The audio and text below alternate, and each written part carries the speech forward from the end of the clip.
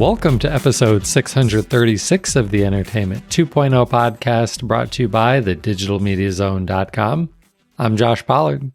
And I'm Richard Gunther, and this is the show that puts you in control of your favorite movies, music, shows, and games. And this is the show that would normally be live from CES. Normally. But we're still not there. Right. We're both at home. It didn't work out this year. It's my fault. Bummed.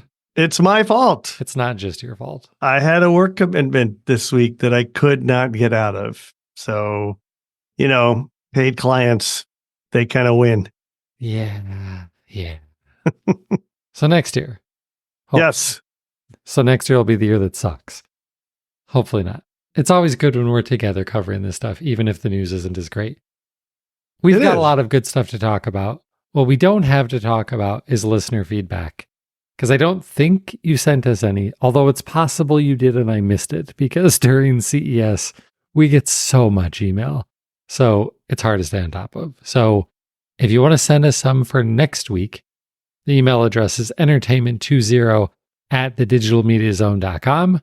If you're watching us on YouTube, you can post a comment. We get notifications for those too.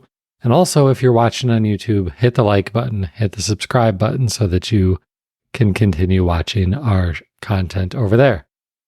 All right, it's CES. Our favorite topics from CES every year are, of course, televisions.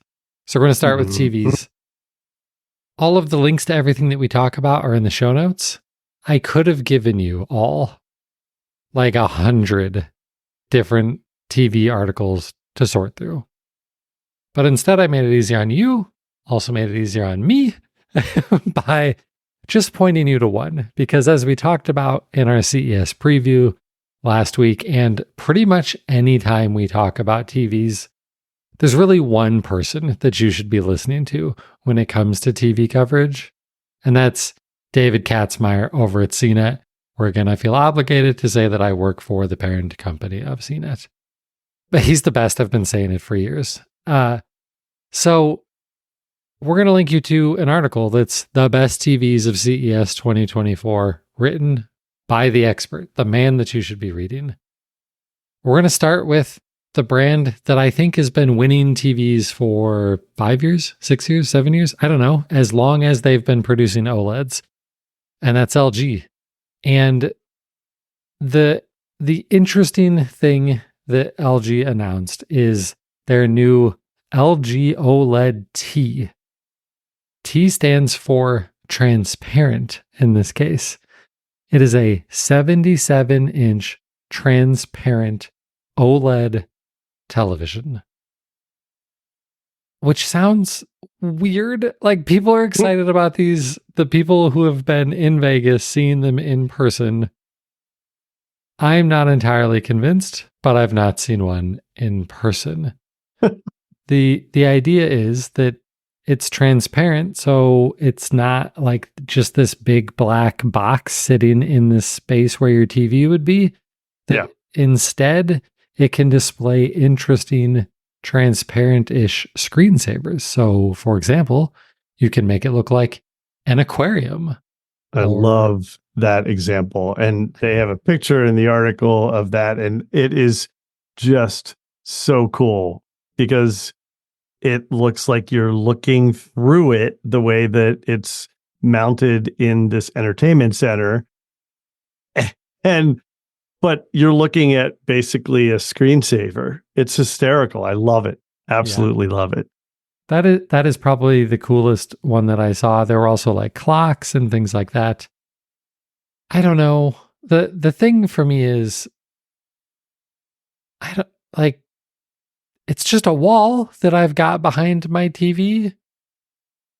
I don't feel like the big black box in my living room is that much of an eyesore. I don't know. Well, but that's because you're a geek, right? Designers have been trying to solve this problem for years because people like to have their big televisions in the space where they commune.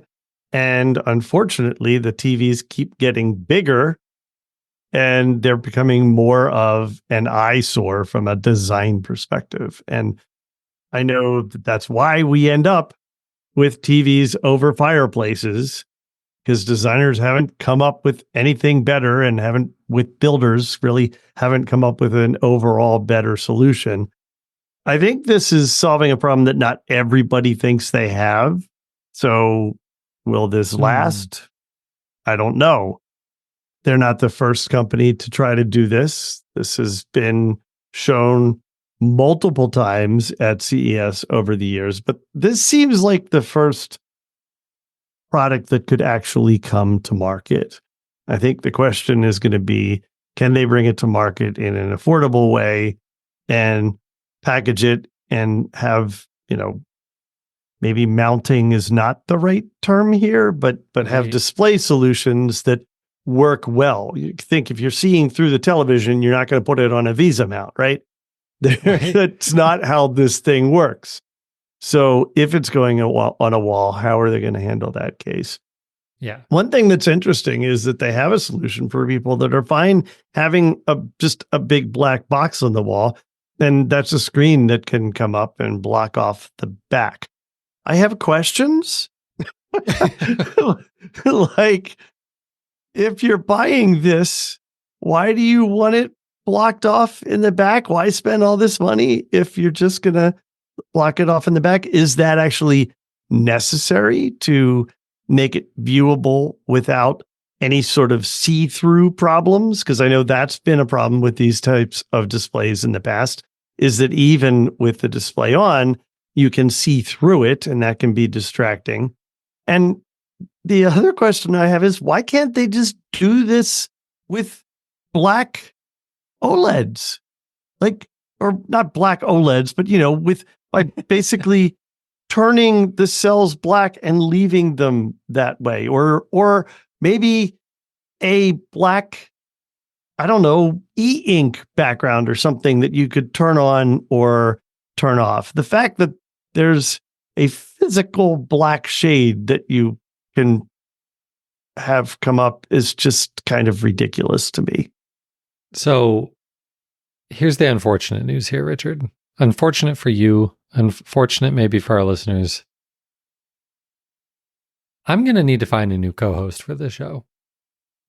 You're also not going to like the other TV stories that we're going to talk about, because you just said, unfortunately, TVs keep getting bigger. That's a problem, Richard. Well, I don't know how that's an acceptable unfortunately for designing homes, it's hard. Yeah, that's a fair call out, and I should be scalded for that. I agree. I think I said something I didn't mean exactly the way it came out. Too late. It's on the record. All right. Well, so that's LG's fanciest new thing. Samsung also introduced a transparent TV, but the Samsung one that we're actually going to talk about is the Samsung S95D. This is the follow-up to their flagship OLED from last year. But this one, the main thing that's cool about it is that they are calling this a glare-free OLED. Because one of the problems with OLEDs is that they do typically have a fairly reflective screen on the front of them. So this, David Katzmeier said, seems to work pretty well. Now that's in a controlled environment. It was not under the bright, it was probably not under big, giant, glaring halogen bulbs or anything like that on the show floor. I'm sure they put this in a suite or in an enclosed room in their giant booth. But still, he said it seemed to work really well. And importantly, he didn't notice a major impact to picture quality from whatever it is that they did to drastically reduce glare. Yeah, because you have to imagine that the reason for that incredibly reflective coating, the very smooth coating that is on these OLEDs, is to make the picture look as good as possible, right? To give you the best picture quality. So how do they do this without reducing the picture quality? I'd be interested in finding out. what is notable, despite your skepticism about how much lighting might be around these, is that you and I know firsthand, and you can see it in plenty of pictures online, that taking a photograph of a television at CES is quite challenging. Yeah. Because there are bright lights everywhere. And even just not getting yourself in as a reflection in the TV that you're taking a picture of is often difficult. But both this TV and a similar kind of model that LG also released, the pictures look very uninhibited by any sort of reflection of the photographer or anything around it, which is impressive. Yeah. Yeah. Very impressive. All right. So let's move on to the TVs that apparently Richard hates now, the really big ones. I hate them because I can't afford them. Well, there's that. You also might not have room for these because Hisense and TCL both showed off enormous TVs. So we'll start with Hisense. It's the smaller one.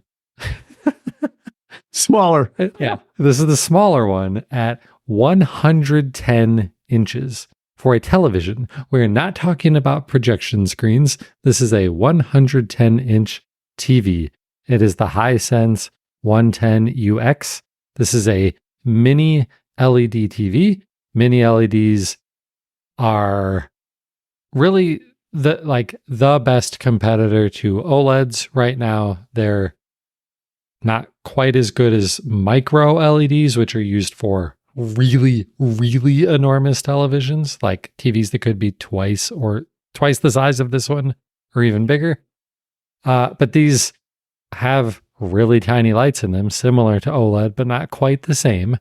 And that allows you to get a much better contrast ratio closer to what you can get from an OLED.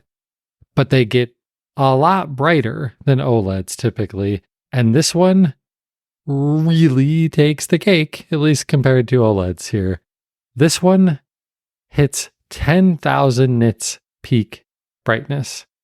10,000. The previous brightest TV that Katzmeyer has ever reviewed had a peak brightness of 2,500. A quarter as bright as this one can get. Yeah, I honestly thought that 10,000 nits was a theoretical brightness. I didn't know it was actually possible that the physics allowed that to work. Right. Yeah, that's crazy bright. Also, another thing that we have to talk about is local dimming zones. This is the other really important thing when it comes to trying to compare LED TVs with OLED, because OLED are individually lit pixels. You can have one turned on full bright right next to one that is turned off, and there is a perfect contrast between the two of them. With any other type of LED lighting, there are groups of lights, which means that you're probably going to have a little bit of a halo effect depending on how many lights there are. So you add more lights, that means you can dim more sections at a time to theoretically give you, but not theoretically, it does give you better contrast between the bright and the dark things. This TV has 40,000 local dimming zones. 40,000. Like normally we're like, oh, this TV's really good. It's got a few hundred. This has 40,000 local dimming zones. Yeah. I really, really would love to see this thing in person, like compared right next to an OLED, because that's got to be close. That's got to be close. So what I don't see in this article, and maybe I just need to go into more detail on this particular device, is this 4K or 8K? Because at that size, I would imagine that even 4K is going to start to look pixelated. It might. I'm pretty sure that both of these big TVs that we're talking about were 4K. Okay. All right. It's But, still yeah. fascinating. Yeah. And I had the same thought. Like, one of the main reasons that we've been telling people for 4-5 years to don't waste your money on an 8K TV is because the only way to notice the difference is if it's really Huge. really big. Huge. Right. Yeah. So maybe the size would benefit at 8K. All right. If 110 inches just isn't big enough for you, well, then TCL might have the TV for you because theirs is actually the biggest. It is a 115-inch TV. I'm not going to give you the model name because it's stupid and has all sorts of extra numbers and letters in it that you'll never remember. Look in the article if you want the actual model name. This one is also mini LED. It's also very bright, but not as bright as the Hisense. So basically, the TCL is bigger, but it's not as bright, doesn't have as many local dimming zones. So 5,000 nit peak brightness, so half that of the Hisense, but still twice as bright as anything that Katzmeyer's seen before. And half as many dimming zones as the Hisense. It's got 20,000. Like 20,000 still got to be pretty good, but it's still half as many as that Hisense TV. This one, we actually got a price range. TCL said it would be under $20,000. So it'll be $19,999.99. Yikes. Yeah. But it's also 115 inches. If you've got the space for it. Yeah. In his article, he said that with it on a stand, the top of the TV was almost as tall as him, and he's 6'3". To try and give you some perspective here, folks. Yeah. Because it's really hard to imagine what a 115-inch television would actually look like in your house. Yes, it is. It's also, just so we're clear about this, it's also like difficult to get a 115-inch television into your house. So, I mean, before you start thinking, hey, I'm going to go out and buy one of these, not that everybody is, if you have an 8-foot door that's 3 feet wide, all right, you with me? Mm-hmm. It has a diagonal from one bottom corner to the opposing top right corner of 102 inches. So it's bigger than your front door. Not quite sure what door this TV is getting through in anyone's home. Listen, you find a way, Richard. You find a way for this. I'm going to get out my tape measure and extend it out to 115 inches and put it near my TV to try and to compare my 65-inch TV. Be sure you tell Jen what you're doing too, so she can appreciate it. Yeah. Oh, just seeing how big the 115-inch TV will be in here. Yeah. It won't fit. It will cover the doorway. We will lose this like open floor plan idea. It's not going to happen anymore. Yeah. Yeah. Sorry about the doorway, dear. We're closing that off for the giant television. Oh, man. Yeah. Okay. Our last TV. And I had to talk about this one also because it's the TCL QM851. And it's the follow-up to the TV. We talked again about this just last week. This is the follow-up to last year's model that Katzmeyer said, like, for your money, this is the TV to get. Mini LED, really nice, but not a bajillion dollars. Not nearly as much as the OLEDs, and still really nice, feature-packed, variable refresh rate, high refresh rate displays here. Same thing, same idea, at least, with this year's model. Still mini LED. It is twice as bright as last year's model. It has more local dimming zones than last year's model, but they didn't tell us how many. And It has an ATSC3 tuner, which is also called Next Gen TV. This is the new over-the-air television standard that is slowly rolling out across the United States, which would allow you to just plug in any antenna that you have now and receive, 4K over-the-air content if you have any stations that are broadcasting at ATSC3. Also, this TV should be the same price as last year's model. So this really sounds great. It sounds really good. Like if you just can't justify the latest LG OLED, these are probably the TVs that you should be considering. Yeah, and you're getting a 65-inch for under $1,000, which is great for the quality that this delivers. Yeah, exactly. All right, so that's it for our TV coverage. There was obviously more out there. I would just tell you, go to CNET and look at the rest of their coverage. If you want to see more information about those enormous Hisense and TCL TVs, check those out. If you're looking at the more realistic TCL QM851, if you want to see that transparent OLED, really from LG or the one from Samsung, they're all there. You can get all of the rest of the details over there. And then we'll be patiently awaiting all of his reviews as these eventually come to market throughout the year. And I want to find out from our audience if anyone has like eyes on an over 100-inch television for their future. Like, is there anybody looking at these seriously? And I know the prices on these are extreme. Like the one that you were talking about is a $20,000 television.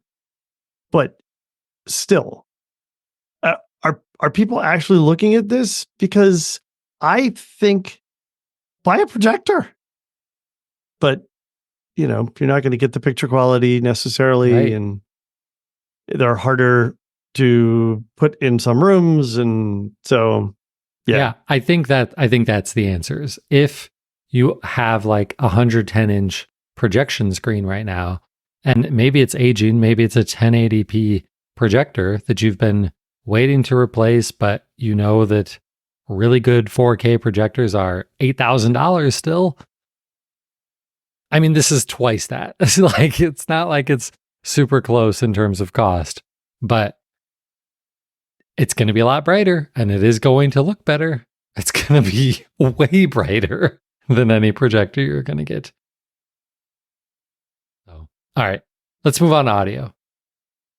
And you might think that I would be talking about headphones first. I've got lots of normal headphones to talk about, but that's not where we're starting. We're actually going to talk about something a little bit different, and it's not even actually entertainment. But I think it's a really cool device that I think is worthwhile, and maybe for a lot of our listeners, because I'm going to bet that a lot of our listeners are also people who have spent their entire lives listening to music way too loud, watching movies with the volume up way too loud, and have damaged their hearing.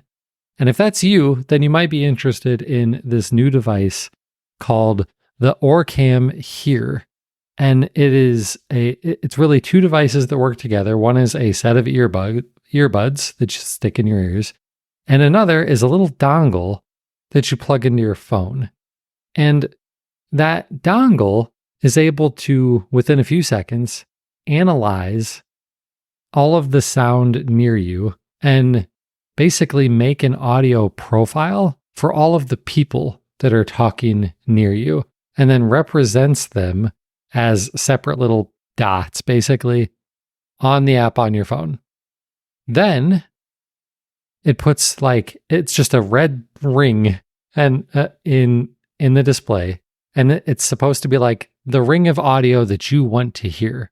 So if you're at a bar or at a giant conference and you're really struggling to hear the people you want to be listening to, it will immediately figure out the different people, and then you drag the people that you want to hear into the little red circle on your phone, and you can hear them through your earbuds very clearly, and it muffles everything else. This sounds like a game changer for people with hearing loss, especially for people who have hearing loss and regularly have to be in really crowded places like conference centers or bars or restaurants, things like that. Like, this sounds like it works really well. And it's not officially out yet. This is still a prototype device. They're hoping to get this out later this year. And the person who tested it in this article, they don't have dramatic hearing loss. So they were able to notice that, like, the audio's got a little bit of distortion and stuff like that. But what the company told them was, yeah, but like, we're working on that to make it even better. But also, if you have hearing loss, you're probably not going to notice those problems because you're really going to be focused on the people that you're now able to hear clearly.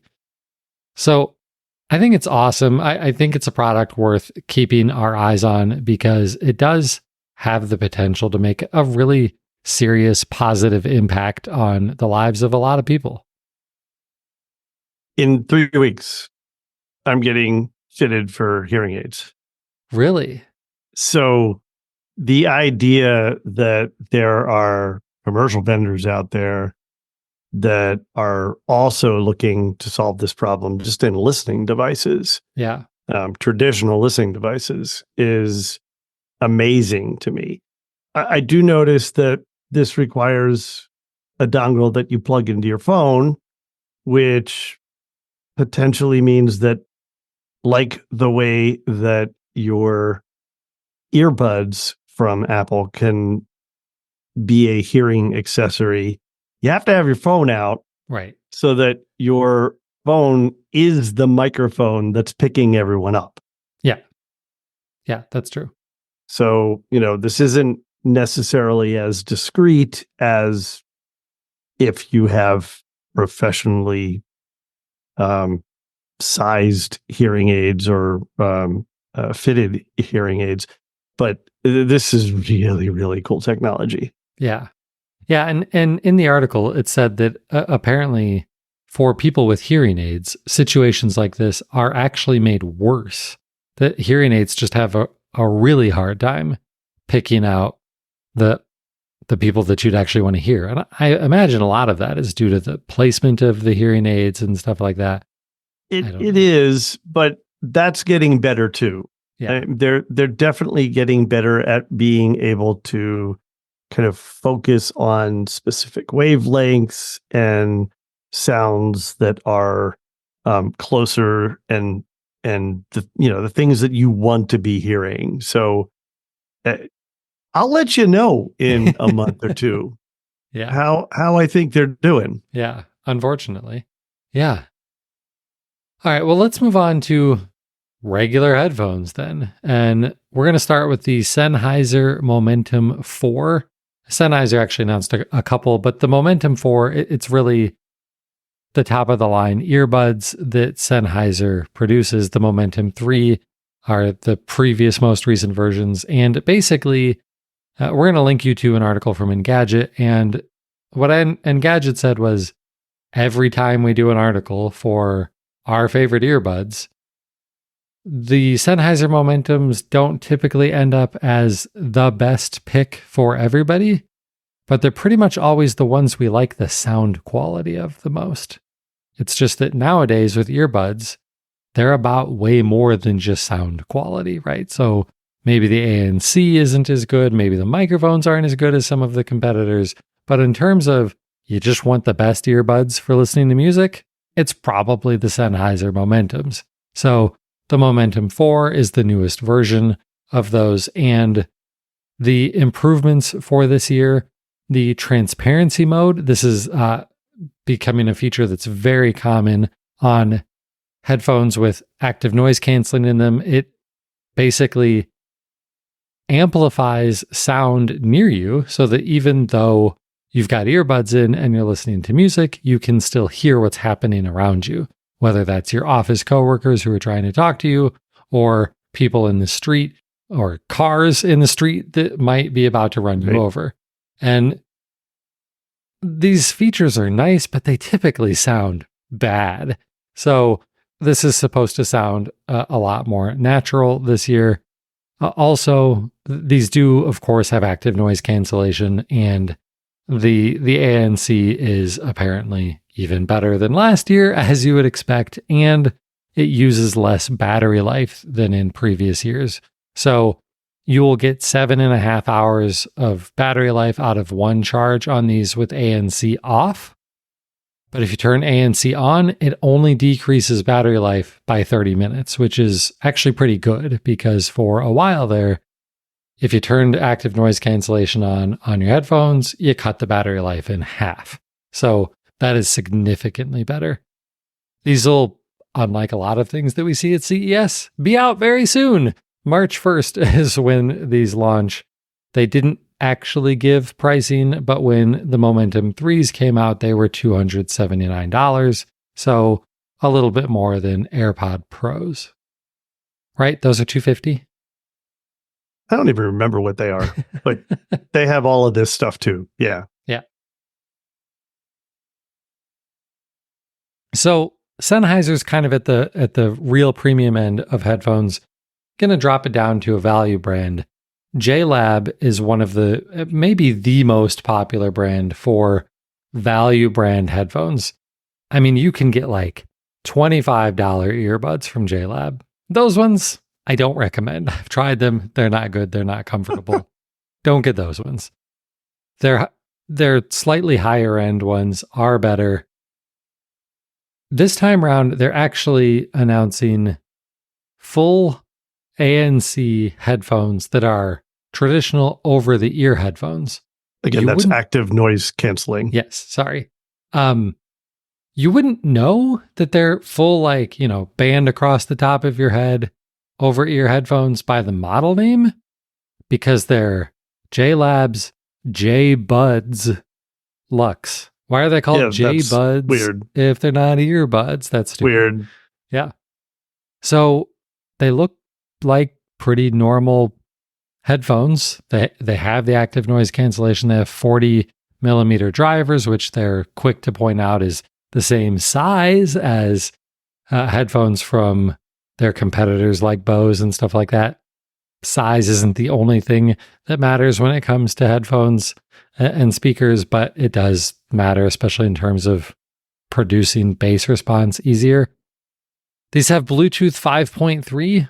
I want to spend a couple of seconds on that.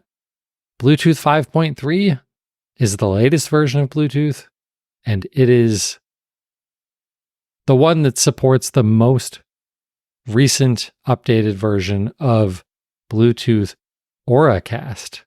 So these would support Bluetooth Auracast that we talked about last week in our expectations episode for this year, where you could theoretically be at a place like a movie theater, a concert, an airport, where they are broadcasting audio on different channels, you can think of it as, and you can just tune in right from your phone.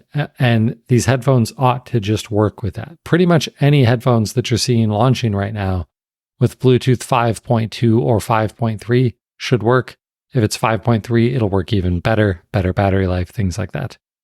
So these have Bluetooth 5.3. They're multi-point, which just means that you can pair them to two devices at the same time, like your laptop and your phone or something like that. They also have quick charge, which gives you a couple of hours of battery life from a 10-minute charge. Google Fast Pair, 40 hours of battery life with ANC turned on, 70 hours of battery life with it turned off. And they're $79.99 and available at the end of February. That's a really good price for a pretty good set, theoretically, of active noise canceling foldable headphones. Yeah, I like it. Yeah. A heck of a lot cheaper than anything from Sony and Bose, for sure. I'm sure it's not quite as good, but it is a third the price or less. So there you go. And then the last one isn't headphones at all. I'm really curious to hear Richard's take on this one. So me and a few other people a few years ago forced basically Richard to buy a crazy TV called the Samsung Frame TV. He was going to buy a dirt cheap TV for his office, and we're like, no, Richard, come on. You got to get the frame. You got to get the frame. And he did, and he loves it. And the idea with the frame was that it is a TV that essentially puts screensavers on the display when you're not using it, that actually looks like you've just got art hanging on your wall. It looks really, really impressive. Yep. So Samsung said, let's take this concept and apply it to speakers. And so now you've got the Samsung Music Frame. And so it is just a frame. It's not even like a digital photo frame. This is just a frame that you can put printed artwork inside of, whatever you want. But it's got 2 woofers, 2 tweeters, 2 mid-range drivers in it. And it's a speaker that you can mount on your wall anywhere. It's also, because it's made by Samsung, they've got all sorts of other audio technology that you can pair it with their TVs and their other speakers and soundbars and things like that to do crazy, surround sound setups with these. If you just want 2 of these, you can put them in a stereo pair in your room. It's a really smart idea. It's a way to get what would probably be pretty decent audio into a room without having to put a speaker in it. We talked about transparent TVs are cool because it doesn't screw with the design of the room. That's what this is doing too, but for speakers. Yeah. So this reminds me of something that IKEA is doing. They have a wall-mounted speaker that's supposed to be a piece of artwork. The thing with their product is that it's kind of thick. Like, it sticks out from the wall a fair amount. And looking at the pictures for this, it looks like it's only maybe 1.5 inches, 2 inches thick, something like that. But I think that's the real thing here is it going to look as convincing as a frame the way that the TV does, and not make you think, oh, that's a speaker that's being disguised with a picture on it, which is kind of what I think about the IKEA stuff. So I think it's really all about the visual design of this. Now, interestingly, where they show it in the article we're going to link to, it's on a stand. It's like sitting on a shelf. And I don't know how many people sit frames on shelves. I mean, I know that was a design thing a couple years ago, but I don't know if people really still do that, like have a big frame just leaning up against the wall or something. I don't know. I'm skeptical. I want to see how they pull this off. And if it can be wall mounted, and if it's wall mounted, is it getting sufficient air to really be able to give you the sound that it would if it's just sitting freeform on a shelf somewhere? Right. And if you do mount it on the wall, then you've got to do something ideally to hide the power cable. Well, right. Yeah. It's the same way that you would for the TV. And if you do that, then now with a hole behind it, are you somehow messing with the way that it gets air? And so, yeah. Yeah. So again, we'll be waiting for reviews to find out how well this works in real life and how well it sounds. But no pricing, no availability, coming soon-ish. But it's Samsung, so I believe that it'll come. I don't know why I say that. No. They have a pretty good record. They do with stuff like this, but except for that crockpot speaker. Yeah, it may, well, but I mean, yeah. You mean Cauldron, I think. But anyway, the whole, when they came out with the frame line, it took a while for it actually to be real. Once it was real, it's expensive. So I'm expecting that these are not going to be cheap. Yeah. Probably Hey, you want to guess? 300? Yeah. No, I'm going to guess closer to 500 a piece. Really? Yep. How much is that ugly IKEA one? Yeah, but the ugly IKEA one is IKEA. I don't know that you can make a price comparison there. That's probably fair. Okay. Well, let's move on. And switch to gaming. So, as Richard and I were preparing for the show, I said, Richard, I have 37 articles tagged So settle in. just for gaming. Yeah, we are 40 minutes in. We're not talking about 40 different stories here, folks. No. We're going to split it up. We're going to do a couple of the interesting stories this week. And then next week, we're going to talk about the gaming laptops, the gaming monitors, and we'll talk a little bit about the new chips and stuff that were announced that are like inside of these laptops and stuff like that. For today, we're going to talk, the biggest story I think is, again, continuing that trend of portable gaming. MSI is now getting in the portable game space with their own Steam Deck competitor, and it's called Claw. I think this is also a dumb name for a portable gaming device. That seems to be the theme of CES this year. Mm-hmm. Poor product names. But it looks nice. So it looks a whole lot like the Asus ROG Ally in so many ways, except the grips on the side are bigger and should be a little bit more comfortable. The main thing that's actually different about the MSI Claw is that it has Intel's new Core Ultra chip inside, whereas all of the competitors, the Steam Deck OLED, the ROG Ally, the Legion Go, they're all using the same AMD chip. So this is the first one using Intel's brand new chip.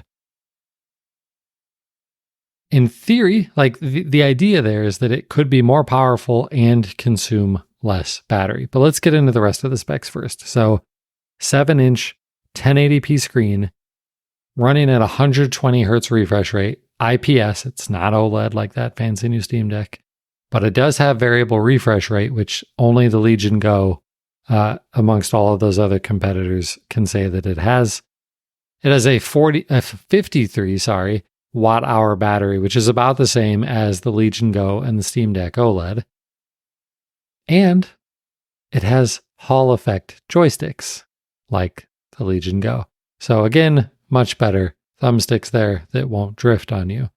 The price is also the same as the ROG Ally and the Legion Go at $699.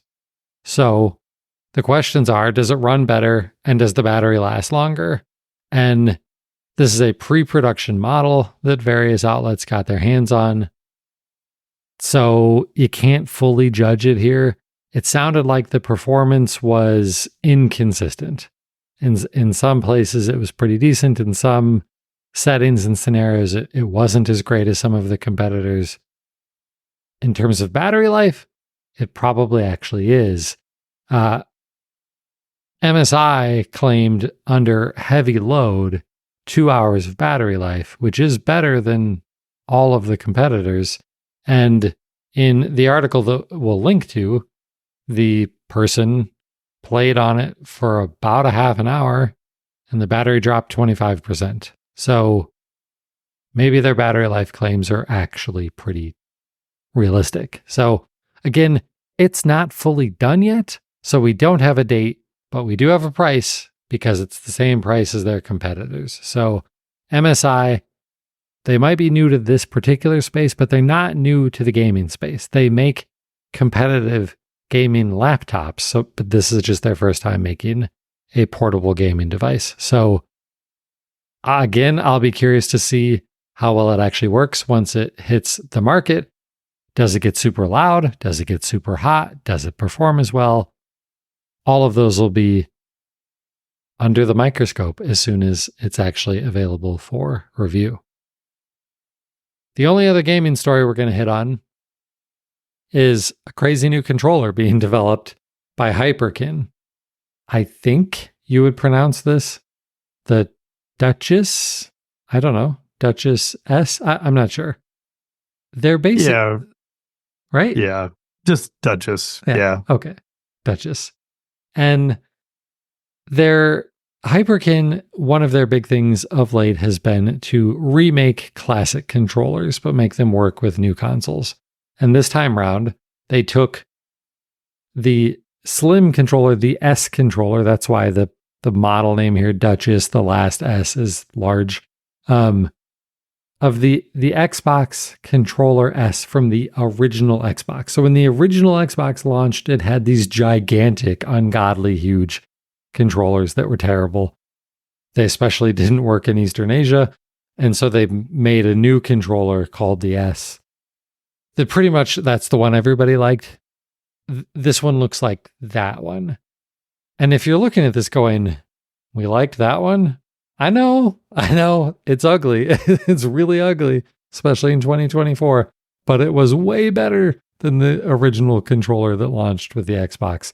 So it looks like that. And I don't know if you've heard me say this before, it's got Hall effect joysticks. So at least if you pick one of these up, you won't have to worry about those sticks going bad on you. No price yet or release date, but Hyperkin, if they're showing it, it will be here soon.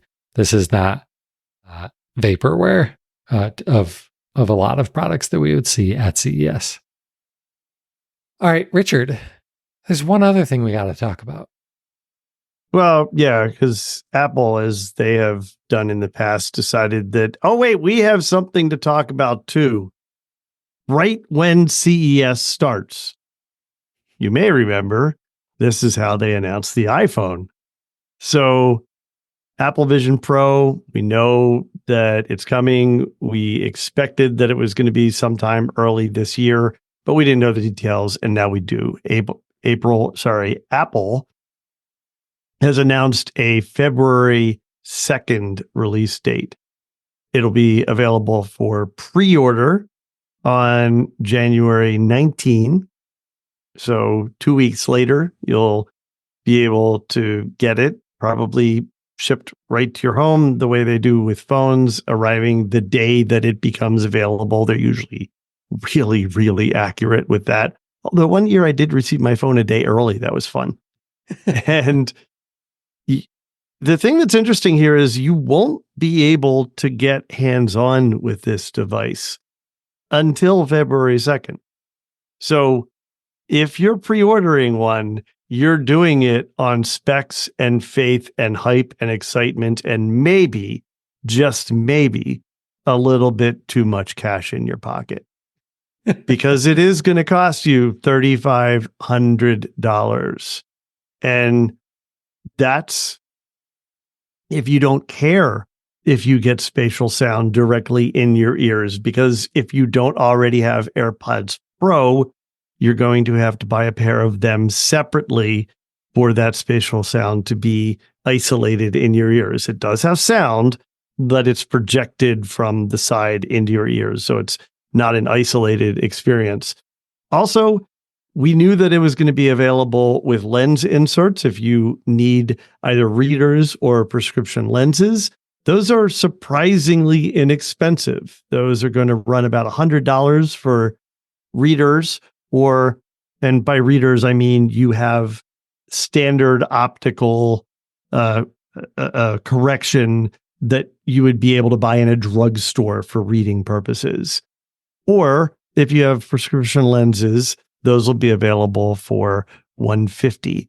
I assume that's $150 for both lenses, not for each, but it's still less than a lot of people expected. Now, what we don't know is how you're going to order them and what the mechanics of all of that are going to be, when they're going to be available, if they're going to just have some popular or most common prescriptions available in stores. We don't know any of that yet. So hopefully we'll get more of that information as by the time pre-orders happen, at least. Now, what are you going to be able to do with this thing? All the stuff that they've been showing off, gaming, and viewing stuff and using your Mac and running different apps. And any app that you can run in iOS, you're going to be able to run on this device, but it's just going to be like shown on a screen in front of you unless it's actually developed for Vision OS. They do say that in the Apple TV app that'll be available on Apple Vision Pro, there will be over 150 titles in 3D with showing depth while you're watching it. So these aren't like the old movies that were made in 3D with effects that would, be intentionally showing you, oh, look, this thing's coming at me. But instead, just demonstrating the depth. And remember also, if you bought an Apple iPod Pro, no, iPod, I can't believe I just said that, an iPhone 15 Pro, its camera system is capable of taking spatial video. So you'll eventually be able to also watch videos, spatial videos, meaning videos with depth that you've taken on your phone, which is a really cool thing.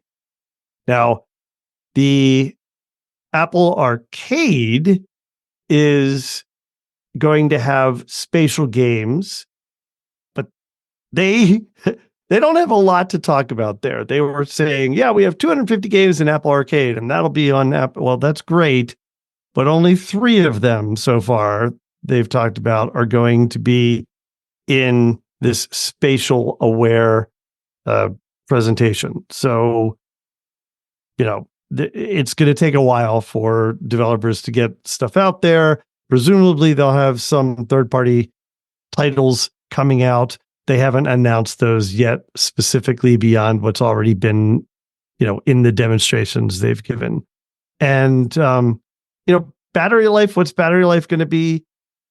It's going to depend on what you're doing with it, like any device. But some of the specs say, I guess one of the specs is that there will be 2 hours of battery life for demanding games.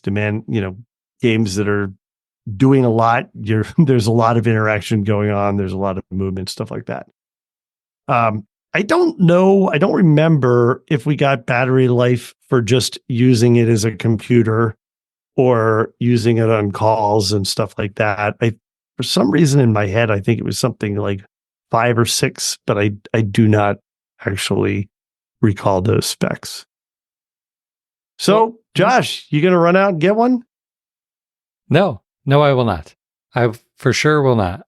Although I would love to try one, but there's no way I'm going to buy one. But one thing I'm curious about, so you can do FaceTime calls with this. Have we seen what it looks like for the person who's talking to you?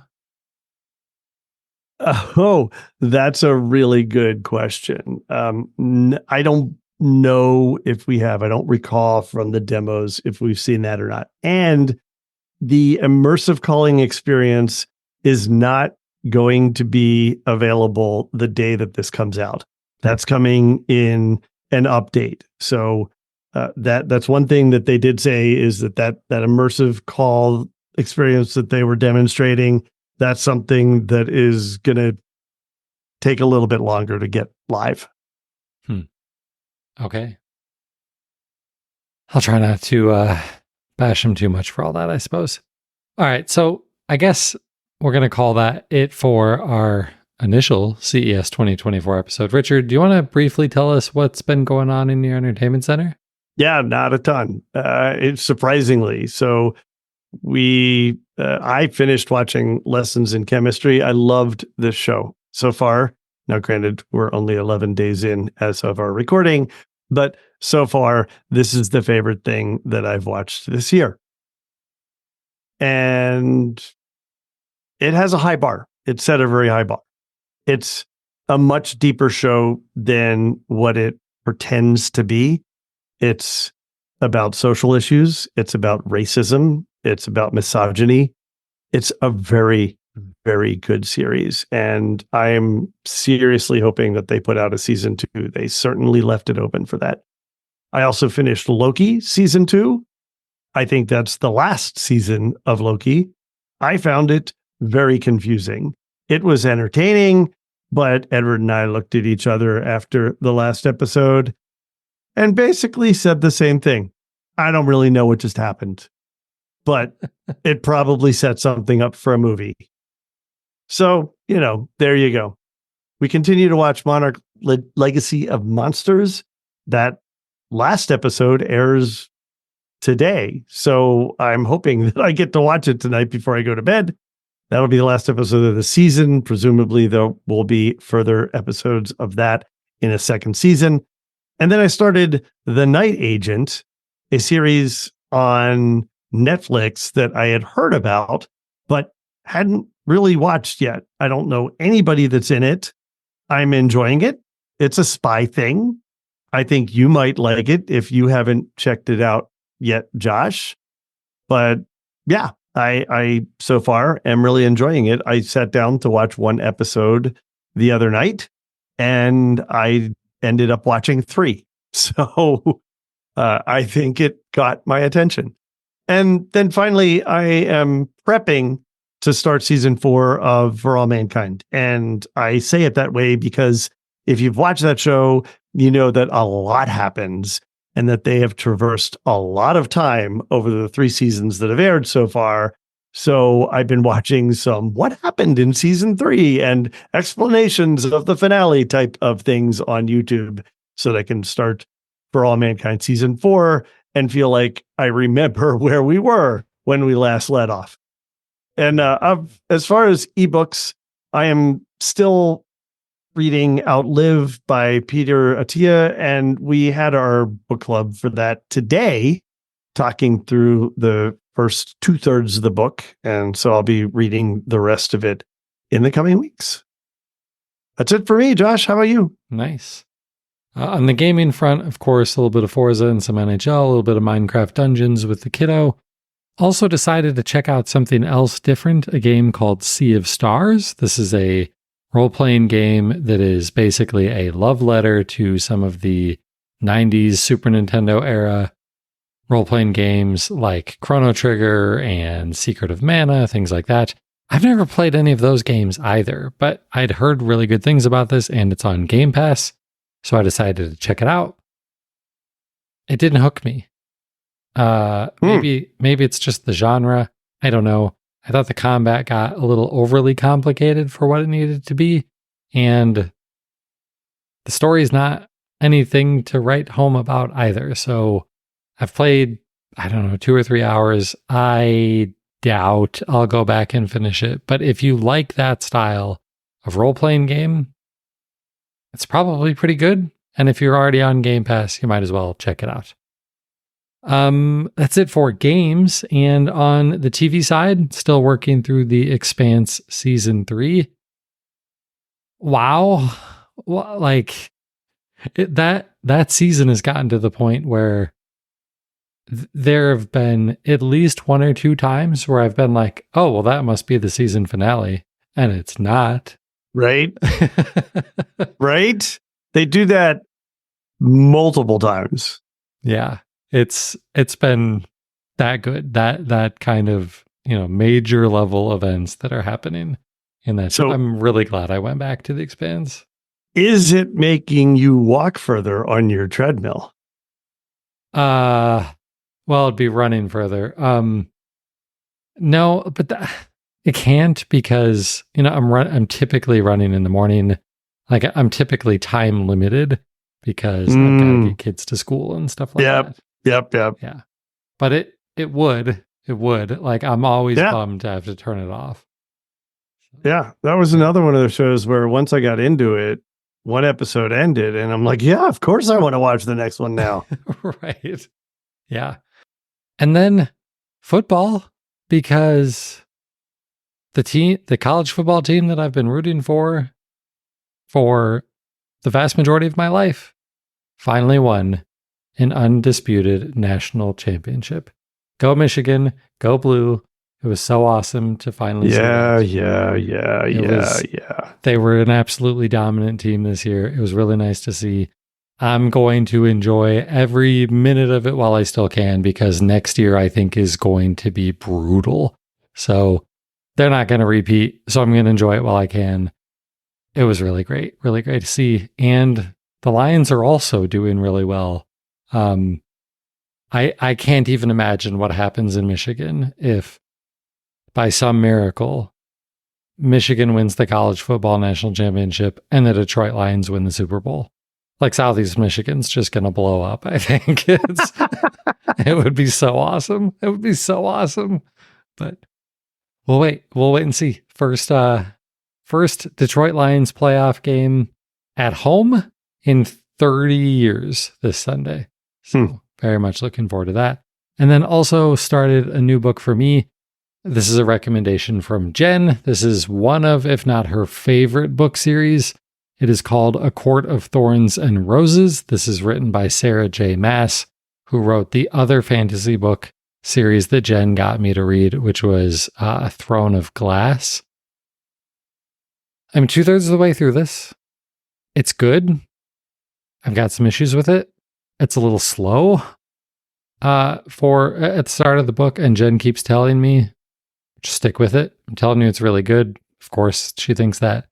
So I'm going to hold off any further judgment until I, finish the book. Finish the first book at least, which will probably be before we record the next episode. So come back next week to hear what I think of, as the cool kids apparently call it, ACOTAR. Next week. Okay. Yeah.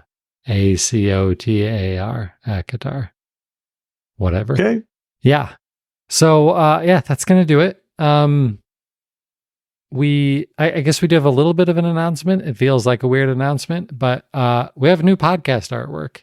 It is long overdue, probably at least 10 years overdue. Well, we finally got some new podcast artwork, so let us know what you think about it. Hopefully, it won't be too jarring of an experience for you, and I think it does a better job of showing what it is that we talk about on the show, because the old one didn't. You mean we don't talk about the green button all the time anymore? No, not so much. Not so much. So, again, that's going to do it for us. If you want to get a hold of us, I'm on X. Richard and I were just talking before the show. Neither of us like to call it X because that's what Elon wants to call it. Yeah. Here we go. I'm going to call it Twitter, just like I call them GIFs. I don't care what the person who made it said. It's pronounced GIF. It's also pronounced Twitter. I'm also on both of those teams. So I'm at Josh Pollard on Twitter, at Digimedia Zone for the website also. And then Richard can primarily be found on Mastodon now. You will not find him on Twitter, at Richard Gunther. I'm also there occasionally. And then live shows. We do this live. We're going to be switching it up most weeks except for crazy CES week. Will be Wednesday nights for the next couple of months at 8:30 p.m. Eastern. Subscribe to us in Twitch. It'll notify you there. We will also post about it on socials. And of course, if you're watching this on YouTube, hit the like button and subscribe to the show. And if you're watching on YouTube, hit the link in the description to get back to the website. There you can get all the show notes that we're talking about and subscribe to the regular podcast version also. Well, that's going to do it for episode 636. He's Richard Gunther, and I'm Josh Pollard. Thanks for listening to Entertainment 2.0. Adios. Goodbye.